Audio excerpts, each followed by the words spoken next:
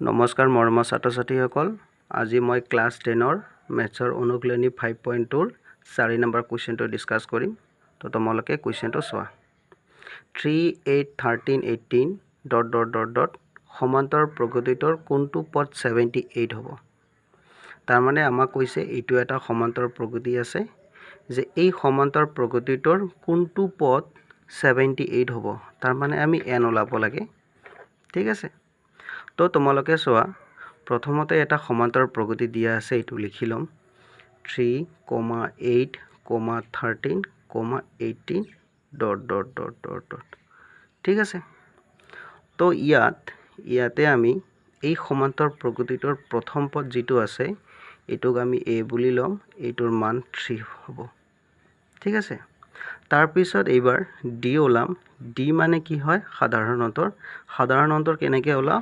ওচৰা-ওচৰি দুটা পদ লৈ ল দ্বিতীয়টোৰ পৰা প্ৰথমটো বিয়োগ কৰো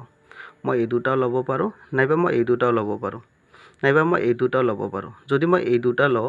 তেনেহলে দ্বিতীয় পদটো 8 8ৰ পৰা মই 3 বিয়োগ কৰিম তাৰ মানে 8 - 3 = 5 পাম ঠিক আছে যদি মই 13ৰ পৰা 8 বিয়োগ কৰিলো হয় তথাপিও 5 পালো হয়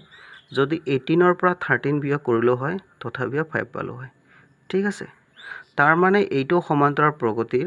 প্ৰথম পদ a = 3 আছে আৰু সাধাৰণ অন্তৰ d = 8 - 3 = 5 পাই যাম ঠিক আছে এইবাৰ কৈছে আমাক কোনটো পদ 78 আমি নাজানো কোনটো পদ 78 তাৰ মানে আমি n ওলাম ঠিক আছে আৰু এই 78 টোক আমি an বুলি ধৰিম অৰ্থাৎ লিখিম an = 78 তাৰ পিছত n = what বুজি পালা এতিয়া আমি জানো যদি আমি n ওলাব যাও পদৰ সংখ্যা ওলাব যাও তাৰ কাৰণে এটা সূত্ৰ আছে লিখিম আমি জানো an = a + n - 1 * d এইটো সূত্ৰ ব্যৱহাৰ কৰি n ওলোৱা যাব ঠিক আছে এবাৰ চোৱা যিবিলাক মান দিয়া আছে ইয়াতে এই মানবিলাক মই তলে তলে বহাই যাম an ৰ মান দিয়া আছে 78 এইটো মান মই ইয়াৰ তলত 78 বহাম = a ৰ মান দিয়া আছে 3 বহাম প্লাস n ৰ মান নাই n - 1 এনেকৈ থাকিব ইনটু d ৰ মান আছে 5 ইয়াতে 5 লিখিম এইবাৰ কি কৰিম 78 টো as it is লিখিম 3 টোক মই বাওঁফালে লৈ আহিম মাইনাস হ'ব 3 = n - 1 * 5 বুজি পাইছা এইবাৰ কি কৰিম 78 ৰ পৰা 3 বিয়োগ কৰিম 78 ৰ পৰা যদি মই 3 বিয়োগ কৰি দিও তেনেহলে পাম 75 = n - 1 * 5 মোক যেহেতু n লাগে তেনেহলে মই এটা কাম কৰিব পাৰো 5 টোক মই ইয়াৰ লগত পূৰণ কৰি একবাৰে সাইডটো চেঞ্জ কৰাই দিও 75 = 5 * n - 5 বুজি পালা এইবাৰ চাবা 75 ইয়াতে আছে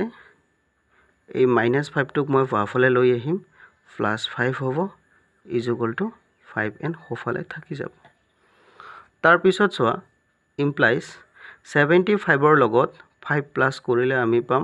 80 = 5n